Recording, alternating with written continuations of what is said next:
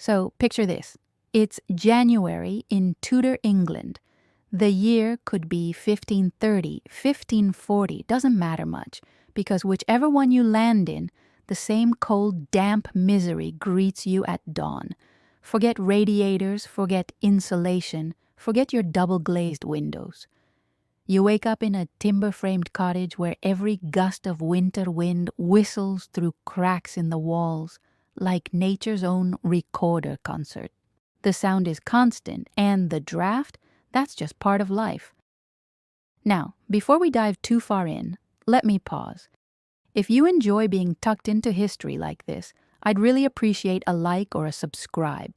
It helps keep these stories drifting out to new ears. And hey, I'm curious, where are you listening from? Drop a comment with your city or village and maybe the time it is as you re-falling asleep. I love thinking about people all over the world, some under the blazing sun, some in the rain, listening to the same story about frost-numbed Tudor peasants, makes this little community feel like a giant, cozy hearth.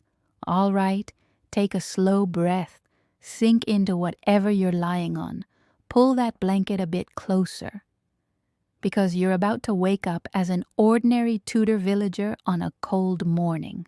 And when I say cold, I don't mean a refreshing chill. I mean the kind of bone-deep damp that makes your teeth ache just from inhaling. Your eyes blink open, but light doesn't pour into the room.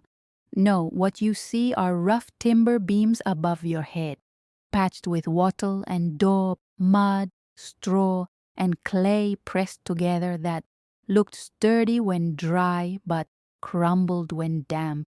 And in England, everything is damp. The air inside your cottage feels heavy, almost wet, as if the walls themselves are exhaling mist. You take your first breath of the day and your nose stings a little. It's not sharp frost exactly. It's that raw, wet cold that settles in your bones and refuses to leave. You don't spring out of bed either. Nobody did. Because the bed is the only warm place in the house. You and your family have piled under every blanket, woolen quilt, and maybe a fur or two if fortune has smiled. The straw mattress beneath you creaks as you shift, and the straw pokes through the sheet to scratch your skin. Still, you cling to it because the alternative is stepping out into a room that feels like the inside of a church crypt. Some mornings, you swear the bed is the only thing keeping you alive, and even that isn't particularly luxurious. The straw is flattened, sometimes moldy, and certainly full of little guests, fleas, lice, the occasional mouse if you're unlucky. Romantic, right? Finally, you throw off the covers. Your breath comes out in a pale cloud, and for a brief moment you can see the room's air swirl in front of you. Your shirt from yesterday, hung on a peg, is stiff with damp. Your best option is to grab the linen shift you tucked beside you under the blankets last night so it wouldn't to be freezing this morning. That little trick saves you from the shock of pulling on clothes that feel as if they've been soaking in a cold river overnight. Tudor hacks for centuries before TikTok. You put your feet down on the packed earth floor. It isn't smooth or level. It's dirt, sometimes mixed with straw, swept clean as often as possible, but always smelling faintly of soil. And right now, it's cold. Your toes curl instinctively, trying to escape the chill, but there's no escaping. The fire in the hearth went out hours ago, and the ash in the grate is gray and lifeless, and so begins the daily battle with winter. Your first job? Fire. Always fire. Without it, the house is nothing but a damp cave. You shuffle across the room, teeth chattering, fingers stiff, praying the embers in the hearth aren't completely dead. If you're lucky, you find a faint glow under the ashes. If not, well, time to strike flint and steel and hope sparks fall on the dry kindling you saved from autumn. Every Tudor family knew this dance. Fire meant life. When the first smoke curls upward, you cough. The hearth has no proper chimney.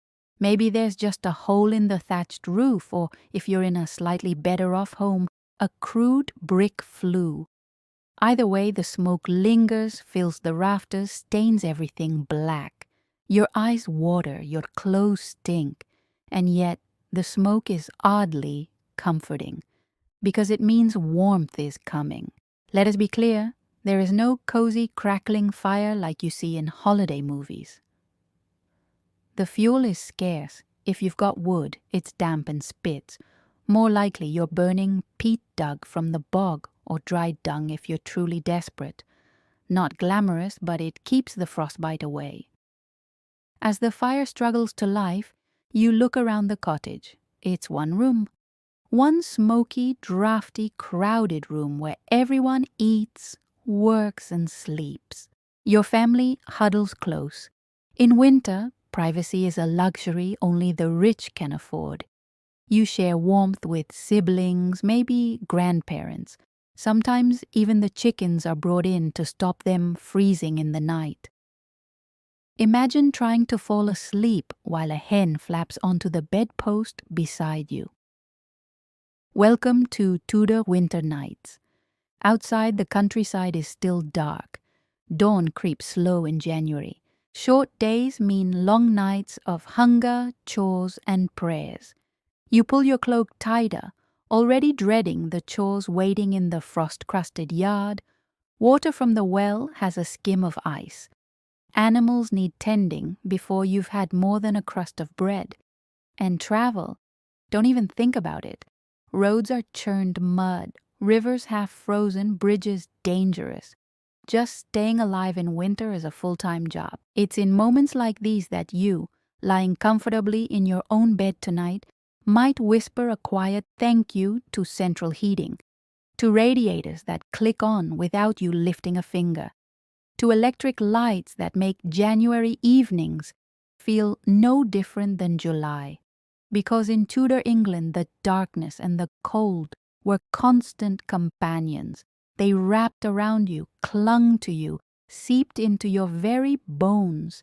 And that's the hook. We've set the stage. You're not just hearing about Tudor misery, you're in it. You've woken up, coughed in the smoke, felt the frost sting your toes, and realized that the entire day will be nothing but a fight for warmth. So, welcome to winter in Tudor England. Pure misery, unless you count the occasional feast day or shared mug of ale as comfort. But don't worry, by the time this story winds its way through fires, food, superstition, and survival, you'll be warm and maybe even drifting toward sleep. So, you've dragged yourself out of that straw mattress, your breath still fogging in the air, and you've coaxed a reluctant flame back into the hearth. Congratulations, you've just passed level 1 of Tudor survival mode, but the morning has barely begun, and the cold is still winning. You shuffle back toward the bed and pull on yesterday's hose. Wool, scratchy, sagging at the knees, but it traps some warmth. Over that, a linen shift that's seen better days. If you're lucky, you might add a second pair of hose or a patched-up tunic. The rich had layers upon layers, silk-lined gowns, fur-trimmed cloaks, velvet caps. But for you, a villager, wool is your best friend and sometimes your only friend. And when it gets wet, it smells like a damp sheep that's followed you into the house. But you don't complain too loudly, because without it, you'd freeze. Dressing in winter is not just about warmth, it's about strategy. You sleep with your clothes tucked by your side so they don't feel like blocks of ice in the morning. You wrap strips of cloth around your feet before sliding them into leather shoes that were never truly waterproof. And gloves? Don't make me laugh. Most commoners don't have proper gloves.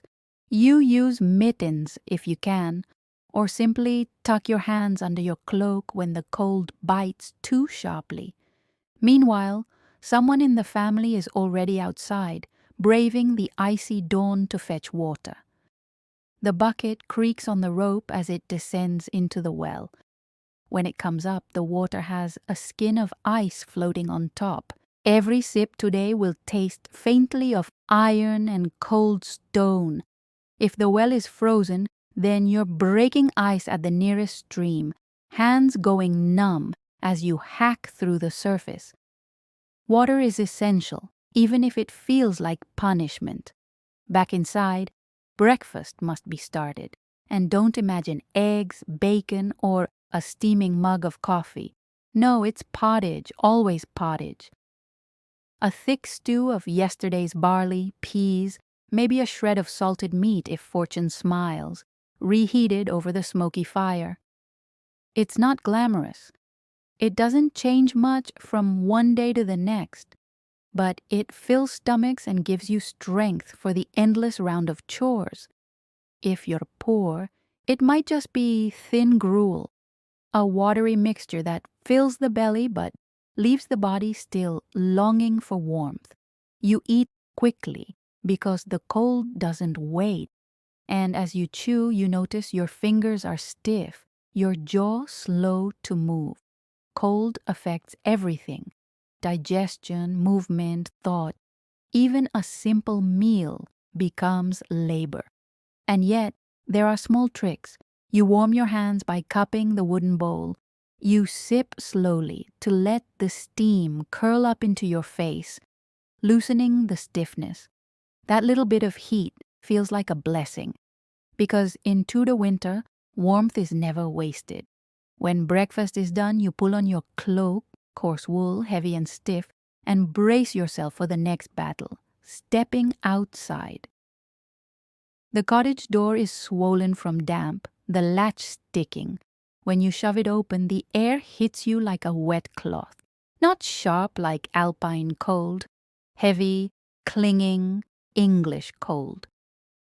The kind that seeps into your bones and reminds you that the sun is just decoration in January. The yard is rimed with frost, puddles frozen into dull gray mirrors, smoke trickles from neighboring chimneys, bending low in the damp air. Somewhere, a rooster crows, late and miserable. Your breath joins the mist, and suddenly you understand why people in later centuries wrote so much poetry about winter. It forces you to notice every detail: the sound of frost crunching underfoot, the numbness creeping into your fingers, the stillness of the world before chores explode into noise. And those chores are coming. They always are. Your first task is the animals. They depend on you, and without them, you won't survive. The cow needs milking, the chickens need feeding, the pig in its muddy pen snorts impatiently. But it's not simple. The water trough is iced over, thick enough that you need a hammer or axe to break it. Your hands sting as shards of ice splash onto your sleeves. The animals breathe clouds into the frozen air, their bodies huddled for warmth. You envy them, in a way. They don't complain, they just endure. Milking a cow on a frosty morning is its own form of torture.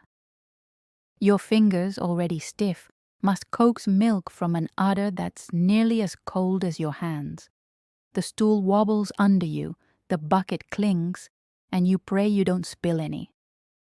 That milk is liquid gold, and wasting it in winter is unthinkable. Once the animals are fed and watered, you return to the cottage, cheeks raw, cloak damp from the frost. The fire is sputtering but alive, and you hold your hands close, letting the heat creep back into your knuckles. That moment when numb fingers begin to tingle, ache, then finally warm, is perhaps the most human part of Tudor winter. A reminder that survival is not about comfort. It's about keeping body and spirit just above breaking point. Children don't escape the rituals either. Even the youngest are sent to gather sticks for kindling, to chase hens from the doorway, to spin wool by the fire. Winter is no holiday. It is the season of endless maintenance. Every job is harder, every task slower. The daylight shortens the margin for error, and mistakes in January can ripple all the way into summer. Laundry? Forget it. Washing clothes in winter is a nightmare. The water freezes in the tub and wet linen stiffens like boards on the line. People make do with what they have, wearing garments long past the point of comfort. The smoke from the hearth clings to everything anyway, so a little extra dirt barely matters. And then there's your own body. Bathing is rare, often a luxury. You wipe your face with a damp cloth, scrub your teeth with a twig, and maybe rinse your hands in cold water. Soap, if you have it, is harsh and precious.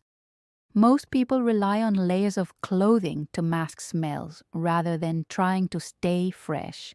By February, the entire village is one great orchestra of wool, sweat, and smoke. By mid-morning, the rhythm is set. Fire-stoked, animals tended, bellies filled with pottage, cloaks wrapped tight. The morning survival rituals are complete, but the day is only beginning. There are fields to check, wood to chop, tools to mend, bread to bake. The cold follows you through every task, biting your ears, stiffening your joints, fogging your breath. And as you pause for a moment, staring at the pale sun that struggles to break through the clouds, you realize that winter is not just a season in Tudor England. It is an adversary, a living force that pushes you daily, asking, will you endure or will you falter? For now, you endure. Because what choice do you have? Now that you've survived the morning fire and the animal chores, let's take a closer look at the place you're living in. Because the house itself in Tudor England is less of a shield against winter and more of a sieve that slows the misery just enough for you to cling to life. Your home is probably timber-framed, blackened beams filled in with wattle and daub. Wattle means thin sticks woven like a basket. Daub means mud, clay, and straw slapped on top. In summer, it holds together reasonably well. In winter, it cracks. Cold air seeps through the gaps and damp creeps in. Every gust of wind whistles through the walls as if the house itself is sighing. You stuff rags in the cracks, hang old cloth, push rushes into holes. But nothing stops the chill entirely. The floor? Packed earth, sometimes covered with rushes or straw. It absorbs damp like a sponge, so you live in a perpetual state of mud. When frost sets in, the ground hardens beneath your feet. It's not cozy, it's survival. The hearth is the heart of the house. One large open fire, maybe with a crude chimney, maybe not. In many cottages, the smoke simply fills the rafters, drifting out through a hole in the thatch. This means the beams are blackened, the air is hazy, and your lungs ache. Children cough, eyes sting, clothes smell like a bonfire. And yet, that smoky hearth is the one thing between your family and freezing to death. So you accept the sting in your eyes as the cost of staying alive.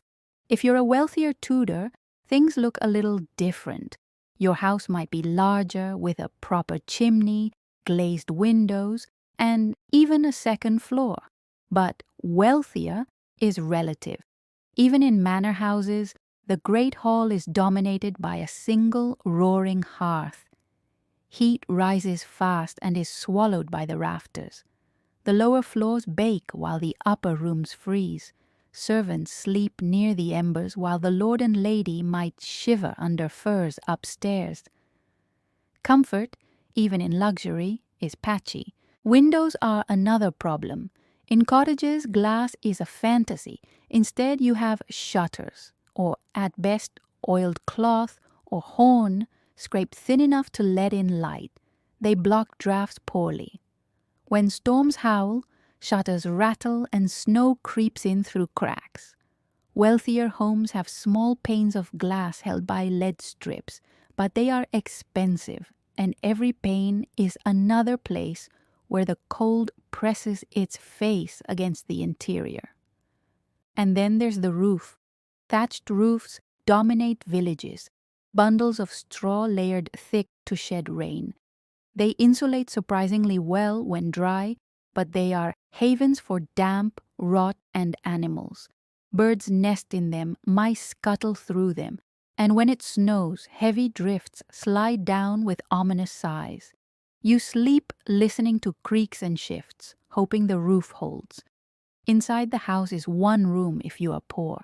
Everything happens here: cooking, eating, sleeping, weaving, mending, praying. Privacy doesn't exist. In winter, the whole family clusters together near the hearth.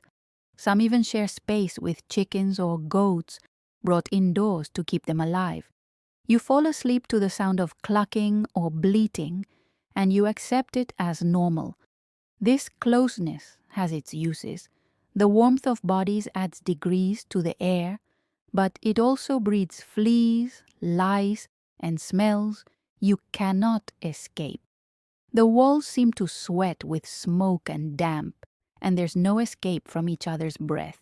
Winter in Tudor housing isn't just cold, it's crowded, smoky, and unrelenting. The architecture itself conspires against you. Low ceilings trap smoke, but not always heat. Drafts creep along the floor, chilling ankles no matter how many socks you wear. Gaps in the roof let in drips, so a sudden thaw might mean icy drops falling on your bed at night. Buckets and bowls line the floor to catch water. If they overflow, you simply shrug and mop it up with straw. Furniture is sparse and practical. A rough wooden table, benches, a chest or two, a bed shared by multiple family members. In poorer homes, some sleep on pallets of straw in the corner, near the animals for warmth. And you never quite shake the fear of fire. That thatched roof above your head, one spark, and the whole house is an inferno. In winter, when fire is constant, danger lurks with every log you toss into the hearth. Manor houses face their own paradox. Yes, they boast larger hearths, stone walls, and multiple chambers. But stone is a poor insulator. The walls hold cold like a cave. Great halls echo with drafts, and tapestries are hung not just for decoration, but as insulation. Heavy drapes cover doorways, rugs line floors, and servants scurry to keep braziers lit. Even then, nobles complain in their letters of freezing fingers as they write, of ink freezing in inkwells, of breath misting in their own chambers. Wealth softens the misery, but it never erases it. Lighting is poor too. In the depths of winter, sunlight barely penetrates the gloom. Rushlights, twisted reeds dipped in fat, burn dim and smoky. Candles exist, but good beeswax is costly. Most use tallow, made from animal fat, which smells foul as it burns. Imagine smoky air from the hearth, mixed with the stink of burning fat, mixed with damp clothes and animals. That was your home atmosphere all winter. And yet, there's a strange resilience in it. Families adapt. Children play on the earthen floor, rolling wooden toys through the straw. Women spin wool by the fire, hands steady even as smoke curls into their eyes. Men repair tools, patch walls, or sit sharpening knives by candlelight. The house creaks and groans, but it endures, just as you endure. You know the cottage isn't perfect. It leaks, it smokes, it drafts. But it is a barrier, a fragile barrier, yes, but one that separates you from the raw winter outside. You listen to the wind howl, hear the shutters rattle, and you realize something. Without these rough walls, you wouldn't last a night. And so you come to appreciate every crack and beam, every rag stuffed into a hole, every tapestry hung on a wall.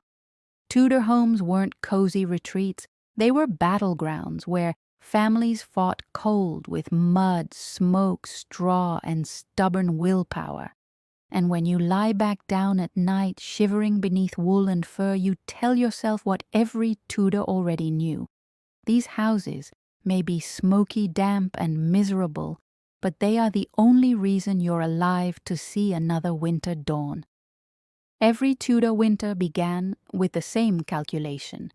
How many layers could you put on before you simply couldn't move anymore? Because warmth was everything.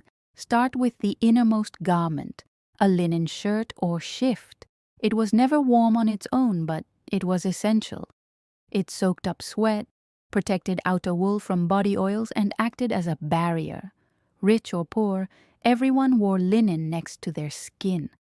Poor folk had coarse, homespun stuff, thick, scratchy, and often yellowed. The rich flaunted fine linen, so white it gleamed. But the catch? In January, linen never truly dried. You washed it rarely because hauling water, boiling it, and waiting days for cloth to dry in damp air was madness. So you simply wore it again and again until the fabric stiffened like parchment. Over the linen came the wool hose. These weren't neat knitted socks like today. They were long tubes of wool fabric, stitched to fit, tied up with cords. Men's hose reached the waist, tied to the doublet. Women wore shorter hose, hidden beneath layers of skirts. And when they sagged, you just pulled them up and retied. It was constant fuss, and yet, without them, your legs turned blue with cold. Next came the doublet for men or the kirtle for women. Both were fitted garments, buttoned or tied, hugging the torso. This was the true workhorse layer. Thick, heavy wool, sometimes padded, always practical. It trapped heat, it gave shape, and it was rarely seen without a cloak over top.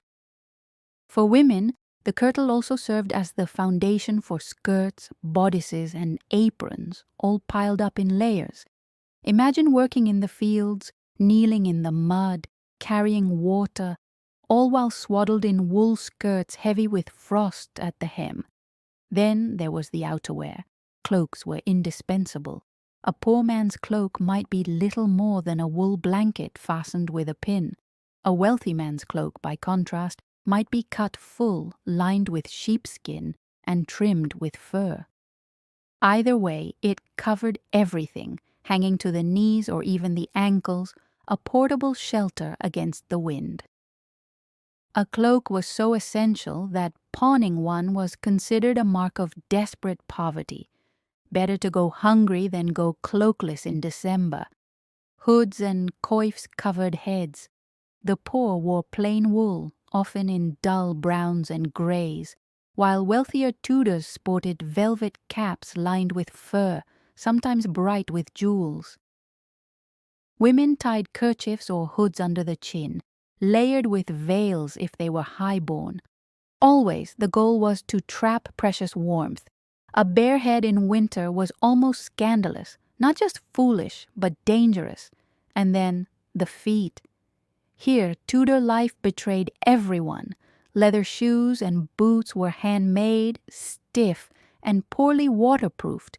They cracked in the cold, soaked up rain, froze overnight. Peasants stuffed them with straw or moss for insulation, changing it when it turned soggy. Nobles lined theirs with fur, but even then, the damp crept in. Frozen toes were common, chilblains inevitable. There was a reason so many Tudor wills mention shoes as valuable heirlooms. They were survival gear as much as clothing. Finally, the hands. Most peasants simply went without. You tucked hands into your cloak, blew warm air into cupped fingers, rubbed them until they burned. Gloves, when they existed, were workmen's mittens, woolen, clumsy, and patched. The wealthy paraded gloves as symbols of status, made of fine leather, embroidered, scented with perfume. They weren't practical. They were statements. But even then, fingers turned numb during winter hunts or frost-laden walks. So layer by layer, garment by garment, You wrapped yourself in linen, wool, leather, and fur until you felt less like a person and more like a walking bundle of cloth. You moved stiffly, but stiffness meant survival. Now, if you were rich, clothing wasn't just survival, it was theater. Wealthy Tudors wrapped themselves in velvet gowns, padded doublets, and fur-lined mantles. Furs weren't just practical, they were political. To wear ermine or sable was to announce power. Fox, marten, and beaver lined cloaks and sleeves. Even small furs, like rabbit, were prized because they kept out the chill.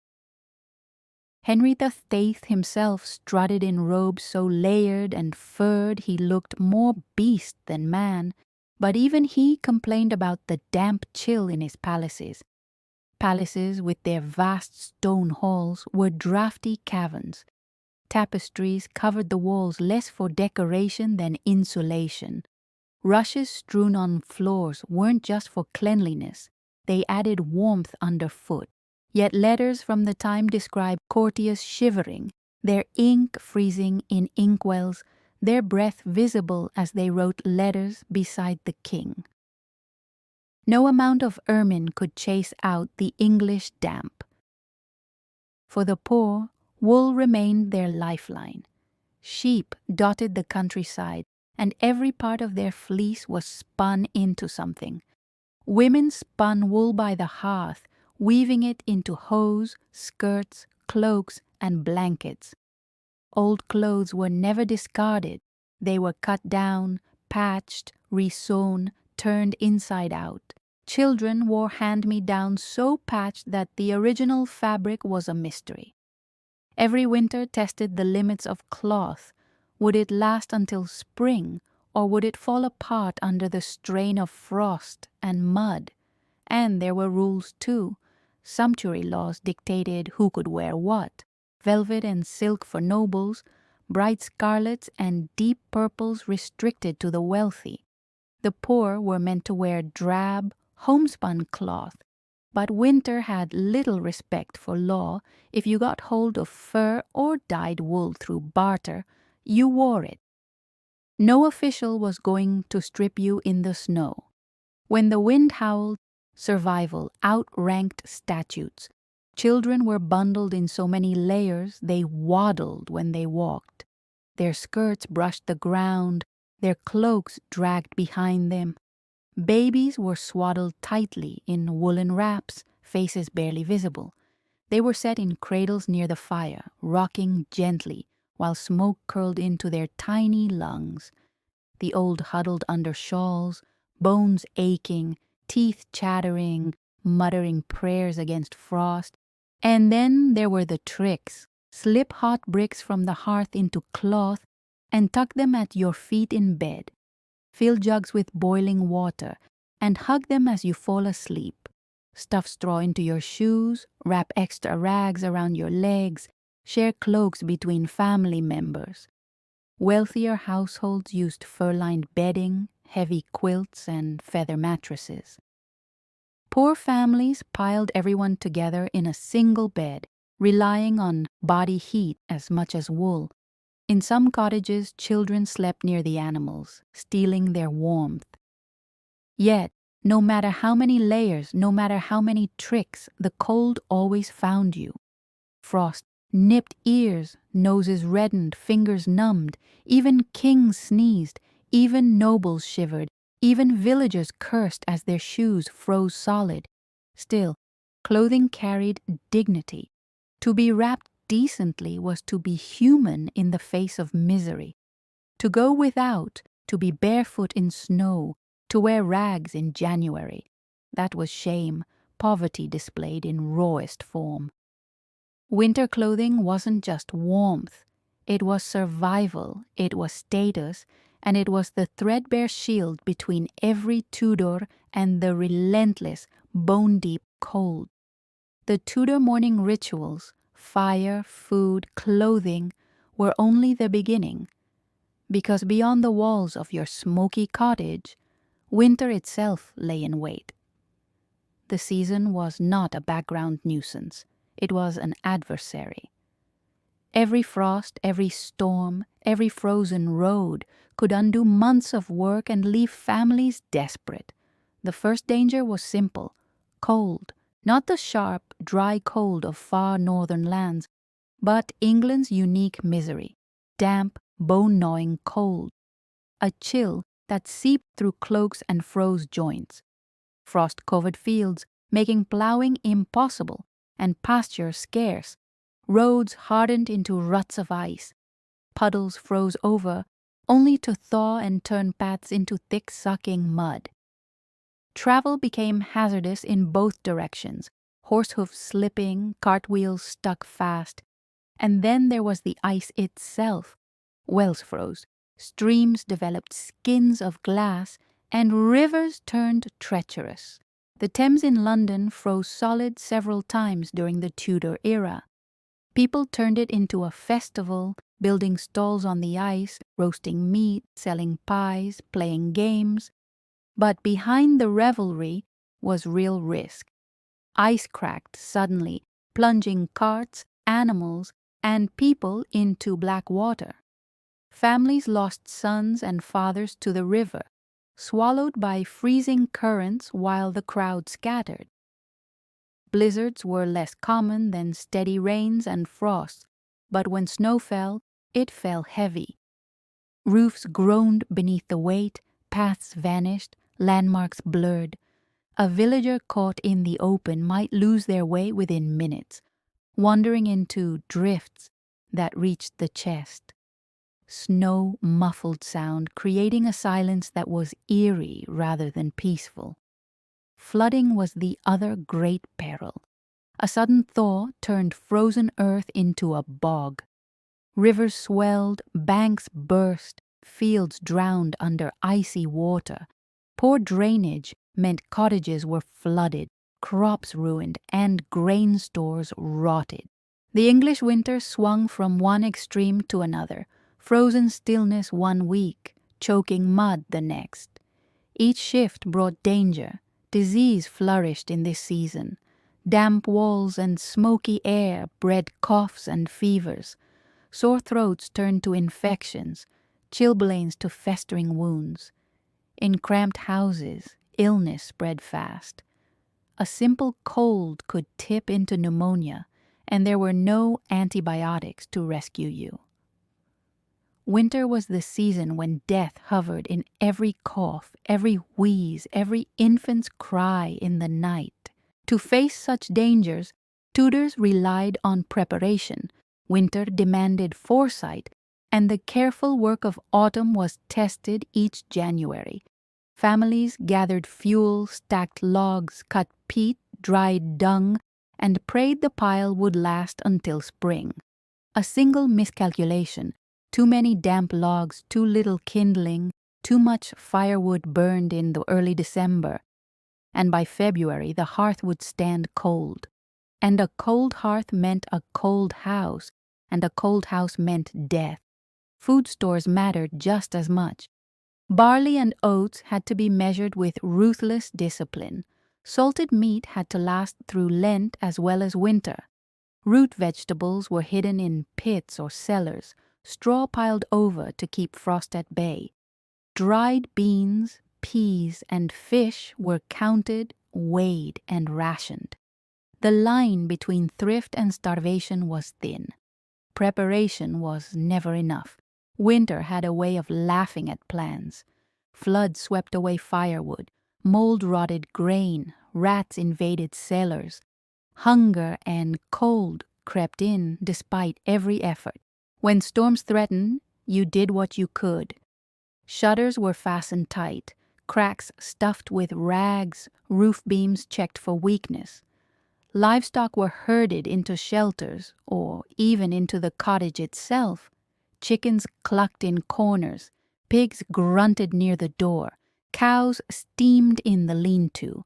The smell was rank, but their warmth was life-saving. Inside, families gathered, praying the roof would hold and the fire would not fail. Wind battered the shutters. Rain seeped through the thatch. Snow crept in under the door. And still you huddled, cloaks wrapped tight, watching the embers as if they were your only hope, which, of course, they were. Travel during such weather was nearly impossible. Villagers tied ropes between cottages and barns, guiding lines to follow in whiteouts. Merchants delayed journeys.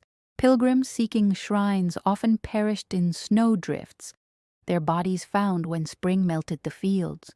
Letters from Tudor travelers describe wheels breaking in mud, horses collapsing in frost, and nights spent in wayside inns so cold the water jugs froze beside the bed. The church taught that such hardships were divine reminders. Frost and flood were God's punishments or warnings. When a great storm struck, bells tolled in churches to drive away the devilish winds. Priests led processions, chanting prayers for mercy. In towns, people carried candles through the streets, asking for deliverance from the weather. Faith was both comfort and explanation, even when it offered no real protection.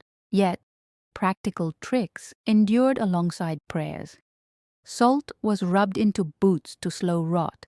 Cloaks were smeared with fat to repel water. Windows were sealed with parchment or oiled cloth to cut drafts. Wealthier households stocked coal, which burned hotter than wood and lasted longer. Poor families relied on ingenuity, mixing dung with straw to make fuel bricks, scavenging twigs, burning even broken furniture when desperation struck. And then there were the superstitions. People swore that frostbite could be cured by rubbing snow on the skin, or that hanging herbs in the rafters would ward off winter illness. Some believed that sparrows nesting in the thatch were good luck, bringing warmth to the house. Others feared owls crying in winter as omens of death. In truth, survival was rarely magical. It was discipline. Families counted every log, measured every grain, rationed every meal. They prepared, endured, and prayed for the thaw. By February, food ran low. By March, fuel piles dwindled. The body weakened, tempers frayed, and hope became as scarce as bread. Yet still, villagers endured. Because the Tudor winter had one final cruelty, it lasted just long enough to convince you spring might never come before it finally, grudgingly, let go. And when it did, when the ice melted and the first green shoots appeared, it was nothing short of a miracle. Not because spring had returned, but because you had survived. By now, you felt the cold press through your cloak, watched your fuel pile shrink, and measured your grain with uneasy hands. But if there was one thing that stood between you and despair in Tudor England, it was this: community. Winter wasn't something you survived alone. It was endured shoulder to shoulder with family, neighbors, and parish. In villages, the bonds of cooperation tightened when the frost set in. Everyone knew that if one family collapsed, others might be dragged down too. So firewood was shared, food was pooled, and when roofs sagged under snow, men gathered to help patch them.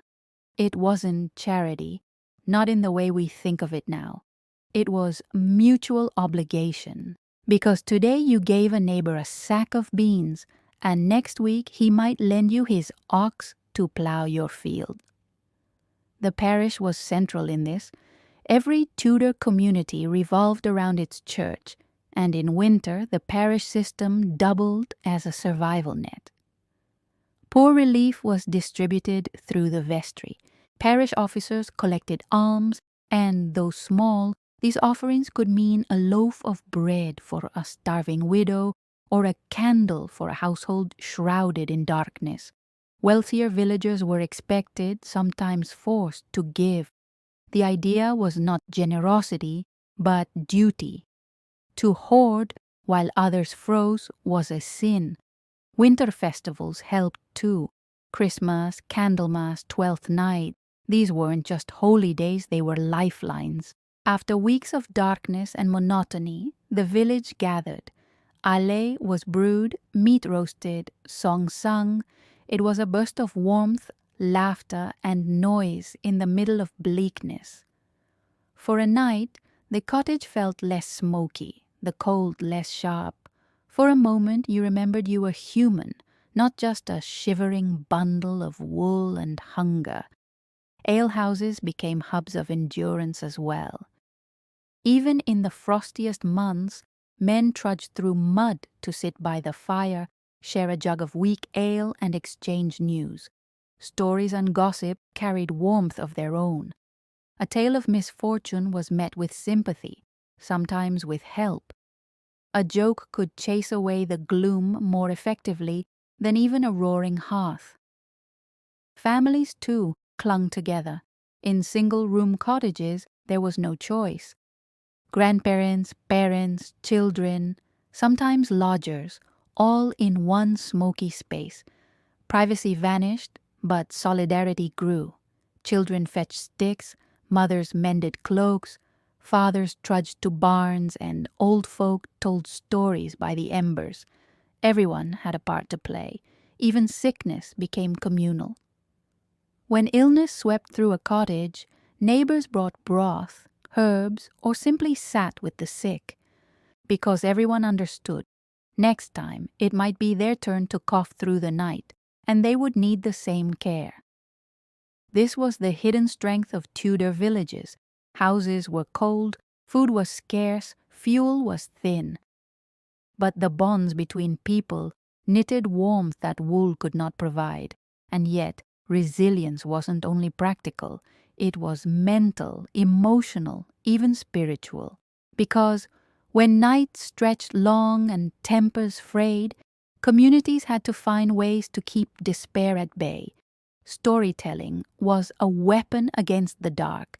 Families gathered by smoky hearths and told tales of saints and miracles, of ancestors and old kings, of ghosts who wandered snowy fields. Each tale bound the family closer, filling the silence with words instead of worry. Children clutched each other, eyes wide, while adults nodded knowingly. It was entertainment but also tradition. Memory passed from one frozen January to the next. Singing worked much the same. Ballads and carols echoed through cottages and alehouses. Some were cheerful, some mournful, but all carried rhythm that warmed hearts. A room full of voices could banish cold more effectively than a pile of logs. And in church, the sound of hymns rolling through the nave on a frosty morning gave the illusion, sometimes even the reality, of hope. Work itself was communal resilience. When barns collapsed under snow, neighbors rebuilt them. When paths vanished in floods, villagers cut new ones together. After storms, they dug each other out, hauling wood, clearing mud, lifting rafters. Survival demanded not just endurance, but labor shared widely. And in those hours of collective sweat, bonds were reforged. For the poor, parish relief was often thin gruel, but communities filled the gaps. A widow might find a loaf on her doorstep.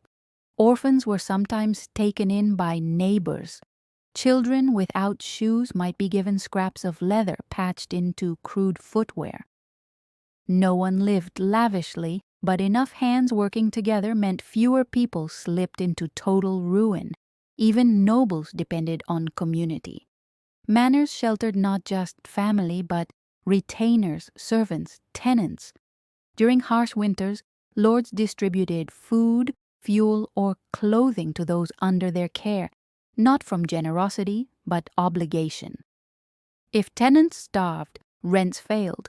If servants froze, households faltered. So generosity became pragmatism, and through it, villages endured. There was resilience, too, in faith. Churches were cold, stone walls echoing with frost.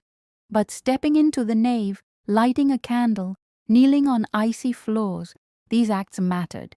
They gave suffering meaning, transformed hunger into penance, cold into divine trial. Prayers whispered in smoky cottages and sung in great cathedrals alike stitched endurance into people's minds. Faith turned misery into a test, and passing it meant more than survival. It meant salvation. So when you picture Tudor winters, don't just imagine lonely cottages lost in snow. Imagine neighbors trudging through mud with bundles of sticks for one another. Imagine laughter in alehouses, songs in churches, stories told by grandparents, and food shared across thin tables. Imagine people surviving not because they were strong alone, but because they leaned heavily and constantly on one another. That was the heart of Tudor resilience, community, and in that, perhaps, they weren't so different from us after all. You've tended the fire, pulled on every cloak you own, and tightened your belt against the cold. But none of that matters if there's no food. And in Tudor England, food was never guaranteed, especially in winter. The season tested the limits of your stores, your ingenuity, and sometimes your stomach. Breakfast, if you can call it that, is the same as yesterday's and the day before. Pottage. Always pottage. A thick stew of grains, peas, beans, and whatever scraps of meat or vegetables you've got left. In summer, you might throw in greens, herbs, or fresh eggs, but in January, the pot bubbles with dried peas, old barley, maybe a chunk of salted pork. It's filling, if not exciting. You eat it day after day until the smell alone becomes both comforting and depressing. Preservation is everything. Root vegetables are buried deep in pits covered with straw, protected from frost. Carrots, turnips, and parsnips, pulled from the ground months ago now, rest in their earthen beds like treasure, hoarded against hunger. Potatoes are rare in Tudor England. They haven't yet spread widely, but other roots carry you through. If they rot, you starve. Meat is precious, not daily. When you do eat it, it's usually salted, smoked, or dried. Salt pork, smoked fish, preserved venison.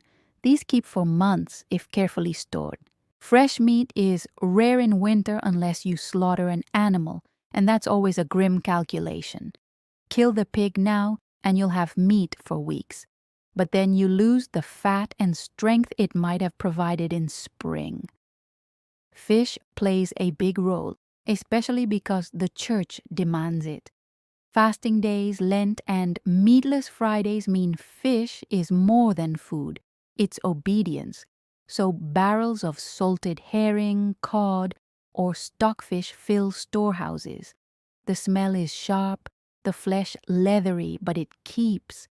Wealthier households enjoy fresh river fish, pike, eels, trout, hauled in even in frost. The poor make do with what salt and smoke can preserve. Bread is the backbone of diet, but not all bread is equal. The wealthy eat manchet, fine white loaves made from sifted wheat. The poor chew maslin, coarse bread of barley, rye, and oats, dark, heavy, sometimes gritty with stones from milling. In winter, loaves grow hard quickly. They're dunked in pottage or ale to soften them. If grain stores run low, loaves shrink. If mold sets in, you scrape it off and eat anyway. Hunger does not allow pickiness. And then there are the small comforts. Apples dried in summer, strung on cords above the hearth, plums and berries preserved as pastes or boiled into syrups, honey stored in jars. These sweet things are rare and precious in January. A spoonful of honey is medicine for both body and spirit. A slice of dried apple, a reminder of summer days long past. Yet, despite all this careful storing, hunger is constant. By February, grain stores thin. Salted meat tastes saltier each week. Vegetables sprout shoots, turn soft, or rot. Children whimper at night with empty stomachs. Parents measure out portions, sometimes going without, so little mouths can eat. And everyone counts the days until spring planting begins. Preservation itself is a craft. Smoking is common. Hanging meat above smoldering fires, letting it absorb the sharp tang of wood smoke. Smoked bacon or ham hangs in rafters, dark and tough, cut into thin slices when needed. Salting is harsher. Meat packed in barrels with heavy layers of salt, leaching out moisture, making flesh hard but durable. Before cooking, you soak it, scraping away salt, boiling it to soften. Flavor is a luxury. Preservation is survival. Cheese is another storehouse of nutrition. Made in summer, it hardens over months, lasting well into winter. Wheels of cheese are cut slowly, piece by piece, cherished in thin slices with bread. Milk is too perishable in January. But cheese carries its strength forward. Drink is food too. Ale and beer, weak but nourishing, replace unsafe water. Every household brews. Children drink it. Old men drink it. It keeps bellies full and spirits lifted. Wealthier folk have wine, imported at high cost. But for villagers, ale is winter's constant companion. Even its warmth in your throat is a small mercy. Herbs and spices, if you can get them, help disguise the monotony. The wealthy flavor their salted fish with imported pepper, cinnamon, or nutmeg, exotic treasures from distant lands. You sprinkle parsley, sage, or thyme dried in bunches from autumn harvest. They don't banish hunger, but they make gruel taste less like despair. Fasting complicates everything. The church calendar demands abstinence from meat dozens of days each year. In Lent especially, your diet shrinks to fish, pottage, bread, and ale. For the wealthy, it's an excuse to flaunt, lavish fish feasts with sauces and sweets. For the poor, it's simply an extension of misery. Hunger made holy, yet food is more than survival. It's rhythm. Winter meals bring families together. A steaming pot in the center of the table, spoons dipping one after another. Silence broken by chewing and coughs, by laughter if there's strength. Each meal is both routine and ritual, proof that you've endured one more day. Hunger, though, is never far. Accounts from the period describe lean months, February and March when stores ran out, when peasants boiled weeds or ate bark mixed with flour. Some villages held fasts not for religion, but because there was simply nothing left to eat. Death in winter often came not from frost, but from famine, and still there were moments of abundance. A neighbor slaughtering a pig shared sausages. A feast day meant meat, pies, ale flowing freely. Weddings, even in January, brought roasted meats and sweetmeats to tables. In bleak season, such meals were not just indulgence, they were lifelines of memory, reminders that joy could survive even in hunger. So when you imagine Tudor winter food, don't picture banquets. Picture pottage bubbling day after day, salted fish chewed with grim patience, bread hard as stone, ale poured into wooden cups.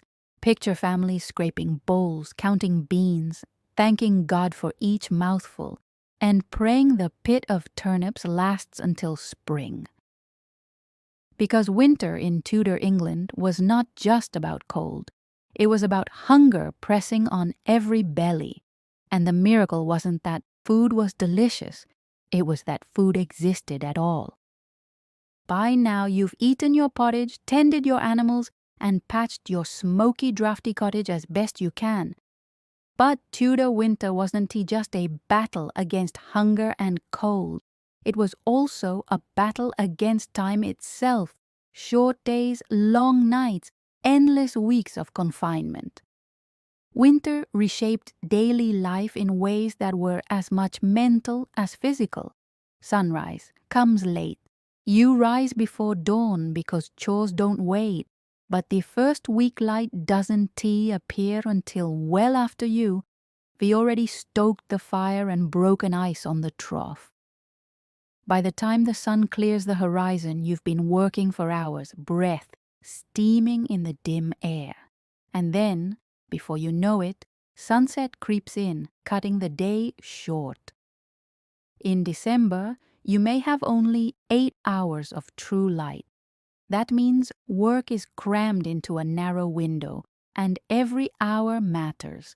The rhythm becomes predictable, almost monotonous. Morning, fire, water, animals. Midday, food, repairs, small tasks. Afternoon, more chores before darkness swallows the yard. Evening, huddle by the hearth, patch clothes, share stories. Night, sleep in layers of wool, hoping the fire doesn't die. The cycle repeats day after day until you lose track of dates. The church calendar with its saints' days and fasts becomes your clock. Without feast days, winter would feel like one endless week. Work is adjusted to the season. Fields lie dormant under frost. There is no plowing, no sowing, no harvest. Instead, you mend tools, patch fences, spin wool, carve wood, or repair roofs. Winter is maintenance season, repairing the things that spring and summer will need. If you waste these hours, you'll pay dearly when the thaw comes. But the greatest challenge isn't the work, it's the waiting. Long nights stretch endlessly. Candles are scarce, rushlights dim, so darkness dominates. Once the sun sets, the cottage shrinks to a small circle of flickering light around the hearth. Beyond that circle, shadows loom. Beyond the walls, the world is black, still, and hostile. This isolation presses on the mind. Families live cheek by jowl, no privacy, no escape. Tempers flare. Arguments spark over food portions, fuel use, chores neglected. Children grow restless, bickering, crying from hunger or boredom. Adults sigh, snap, scold. Winter is a season not just of cold bodies but frayed nerves, and yet resilience emerges. People fill the long hours with crafts and diversions.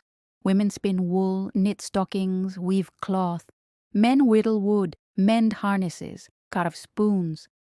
Children learn by watching, imitating, playing with scraps. The work passes the time, but it also soothes the mind. To sit idle in January is to invite despair. Stories take center stage. Grandparents tell tales of saints who tamed wolves, of knights who braved blizzards, of neighbors long gone who froze or survived through cunning. Children sit wide-eyed, learning not just entertainment but lessons wrapped in memory. Stories become survival guides disguised as folklore. So too with song. Ballads drift through the smoke, some about love, some about God, some about nonsense. Singing warms more than throats. It warms spirits. A chorus around the hearth can make the cold beyond the door feel less sharp. Even the poorest cottage echoes with song in January. Religion threads through daily rhythm. The bells of the parish church mark time. Morning prayers, evening prayers, fasts and feast days, these break monotony. In the depths of winter, faith gives structure to formless weeks. You kneel in a cold nave, breath clouding, hands clasped, whispering prayers half for salvation, half for survival. The priest's voice echoes in stone, and though the sermon is long and the benches frozen, you leave steadier. God, you believe, has measured this season, and endurance is proof of faith. But even with faith, winter gnaws at the mind. What we call cabin fever was already known, though by other names. Restlessness, melancholy, the winter heaviness. When fields lie idle and days drag long, People grow weary. Some turn to drink, lingering too long at the alehouse. Others withdraw into silence. Letters from wealthier tutors describe gloom, listlessness, the mind made dull by the cold. For villagers, such moods went unnamed, but they were felt keenly. To fight this heaviness, communities created rituals. In some villages, neighbors gathered for games on frozen ponds, sliding, wrestling, even simple running races to stir the blood. Alehouses filled with dice, cards, and gossip. Children carved toys from wood, invented games with stones, anything to keep the mind occupied. The wealthy had more elaborate distractions. Nobles hunted in frost, wrapped in furs, hounds bounding through snow. Courtiers staged masks, feasts, or music in drafty halls. Letters describe banquets where ice rhymed the windows even as dancers whirled by candlelight. But even luxury could not erase the season's grip. Between entertainments, silence returned, halls echoed with chill, and ennui spread as surely as frost. Another rhythm of winter was education. Children too small for fieldwork learned letters and sums in village schools, when they existed, or from parents at home. Winter freed time for learning, reading by rushlight, practicing writing on slates, reciting prayers, all filled evenings otherwise swallowed by dark. And then there were superstitions. Winter was a season of omens. A raven on the roof might foretell death. A red sunrise promised storms. Dreams were believed to carry messages, warnings about famine or sickness. The line between faith and folklore blurred, giving winter a supernatural weight. What tied all these rhythms together was survival of the mind. The cold you could endure with cloaks, hunger you could endure with pottage. But despair, that could kill as surely as frost. So you spun, carved, prayed, sang, laughed, drank, and told stories. You gave shape to endless nights. You turned misery into rhythm.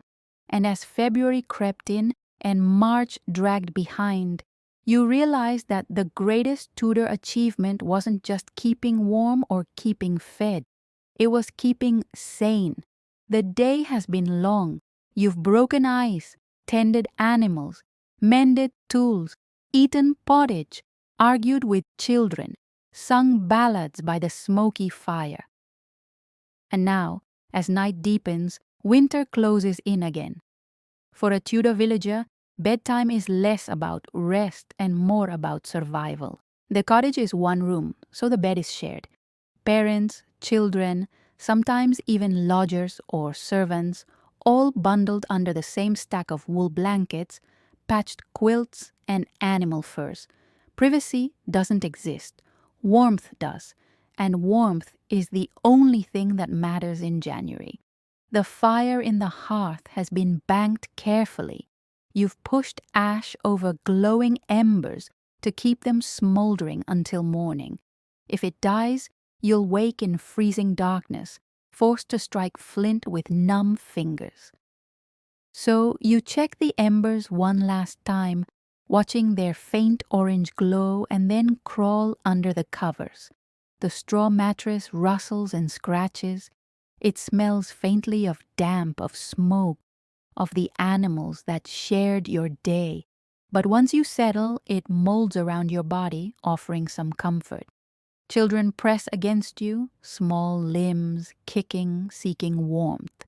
You sigh, adjust, and accept the closeness. In Tudor winter, the family bed is both cradle and fortress. Clothes stay on. You don't undress to sleep. Your hose remain tied, your cloak is pulled over you, your hood still on your head, layer upon layer. Even in bed, some tuck hot bricks or jugs of warm water at their feet. Others use only each other's heat. Breathing fills the room, slow and heavy, mixing with the faint smoke drifting from the fire. And as you lie there, staring at the dark rafters above, your body begins to release its tension. The shoulders, tight from hauling wood and buckets, soften. The hands, stiff from chores, unclench. The legs, aching from trudging through frost, sink heavy into the mattress. Outside, the world is utterly black. The only sound is the wind pressing against the shutters, sometimes whistling through cracks. Snow may be falling, muffling all beyond the door. In richer houses, a dog lies by the hearth, occasionally shifting. In poorer cottages, hens cluck softly in the corner, a pig snores near the wall. All of it becomes a lullaby of survival, but the mind doesn't fall quiet at once. Thoughts drift. Did you store enough firewood? Will the grain last until March? Will spring bring flood or famine? These questions have haunted Tudor winters for centuries. They flicker like shadows, then fade. Because in the dark, worry cannot stop the body's need for rest. Slowly, your breath deepens. The rhythm steadies. Each inhale is cold. Each exhale warm, steaming into the air. You feel it mingle with the breath of your children, your spouse, your elders.